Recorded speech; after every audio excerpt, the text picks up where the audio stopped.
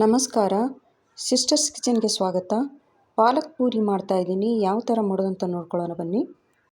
Stove ಮೇಲೆ ಒಂದು ಪಾತ್ರೆ ಇಟ್ಕೊಂಡಿದ್ದೀನಿ. 2 ಸ್ಪೂನ್ ಆಗಷ್ಟು ಎಣ್ಣೆ ಹಾಕ್ತಾಯಿದ್ದೀನಿ. 4-5 ಆಗಷ್ಟು ಹಸಿ ಮೆಣಸಿನ್ಕಾಯಿ ಹಾಕ್ತಾಯಿದ್ದೀನಿ. 1 ಕಟ್ ಆಗಷ್ಟು ಪಾಲಕ್ ತೊಗೊಂಡು ತೊಳೆದಿಟ್ಕೊಂಡಿದ್ದೀನಿ. ಮೆಣಸಿನ್ಕಾಯಿ ಹುರಿತಿದ್ದಂಗೆ ಪಾಲಕ್ ಹಾಕಿದ್ದೀನಿ. ಒಂದು 2-3 ನಿಮಿಷ ಹುರ್ಕೋತಾ ಇದ್ದೀನಿ. ಸ್ವಲ್ಪ ಬೆಳ್ಳುಳ್ಳಿ, ಶುಂಠಿ ಹಾಕ್ತಾಯಿದ್ದೀನಿ. ಇದು ಒಂದು 2 ನಿಮಿಷ ಆರಬೇಕು, ಬಿಡ್ತಾ ಇದ್ದೀನಿ. ಮಿಕ್ಸಿ ಜಾರ್ ತೊಗೊಂಡಿದ್ದೀನಿ. ಪಾಲಕ್ ಹಾಕಿ ಪೇಸ್ಟ್ ಮಾಡಿ ಇಟ್ಕೊತಾ ಇದ್ದೀನಿ. ಈ ಥರ ಪಾಲಕ್ ಪೇಸ್ಟ್ ಮಾಡಿ ಇಟ್ಕೊಂಡಿದ್ದೀನಿ.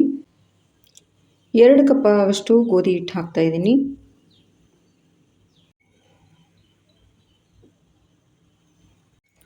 ಎರಡು ಕಪ್ ಆಗಷ್ಟು ಗೋಧಿ ಹಿಟ್ಟು ಹಾಕಿದ್ನಲ್ವ, 1/4 ಕಪ್ ಆಗಷ್ಟು ಕಡಲೆ ಹಿಟ್ಟು ಹಾಕ್ತಾ ಇದ್ದೀನಿ. ರುಚಿಗೆ ತಕ್ಕಷ್ಟು ಉಪ್ಪು ಹಾಕ್ತಾಯಿದ್ದೀನಿ. 1 ಸ್ಪೂನ್ ಆಗಷ್ಟು ಬಿಳಿ ಎಳ್ಳು ಹುರ್ಕೊಂಡಿದ್ದೀನಿ. 1/4 ಟೀ ಸ್ಪೂನ್ ಆಗಷ್ಟು ಜೀರಾ ಪೌಡ್ರ್ ಹಾಕ್ತಾಯಿದ್ದೀನಿ. ಇದನ್ನೆಲ್ಲ ಒಂದು ಸಲ ಮಿಕ್ಸ್ ಮಾಡ್ಕೋತಾ ಇದ್ದೀನಿ. ಪೇಸ್ಟ್ ಮಾಡಿ ಇಟ್ಕೊಂಡಿದ್ನಲ್ವ ಪಾಲಕನ್ನು ಹಾಕಿ ಹಿಟ್ಟನ್ನು ಕಲಿಸ್ಕೊತಾ ಇದ್ದೀನಿ.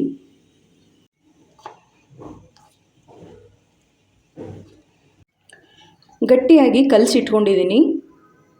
ಪಾಲಕ್ ರುಬ್ಬಿಟ್ಕೊಂಡಿದ್ನಲ್ವ ಅದೇ ನೀರಲ್ಲಿ ಕಲಸಿ, ಎಕ್ಸ್ಟ್ರಾ ನೀರು ಹಾಕಕ್ಕೆ ಹೋಗಬೇಡಿ.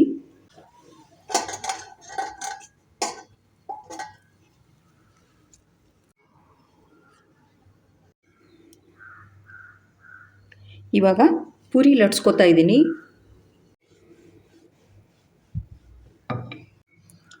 ತುಂಬ ತೆಳು ಪೂರಿ ಮಾಡೋಕ್ಕೆ ಹೋಗಬೇಡಿ, ಸ್ವಲ್ಪ ದಪ್ಪ ಇರಲಿ. ಎಣ್ಣೆ ಕೂಡ ಬಿಸಿಯಾಗಿದೆ. ಪೂರಿ ಹಾಕ್ತಾ ಇದ್ದೀನಿ ಇವಾಗ.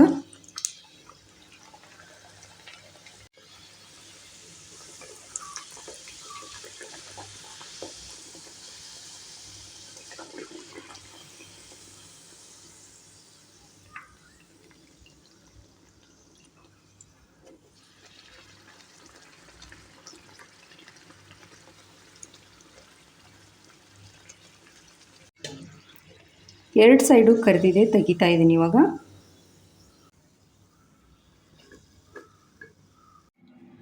ಪಾಲಕ್ ಪೂರಿ ಮಾಡಿದ್ದೀನಿ, ರೆಡಿಯಾಗಿದೆ ನೋಡಿ.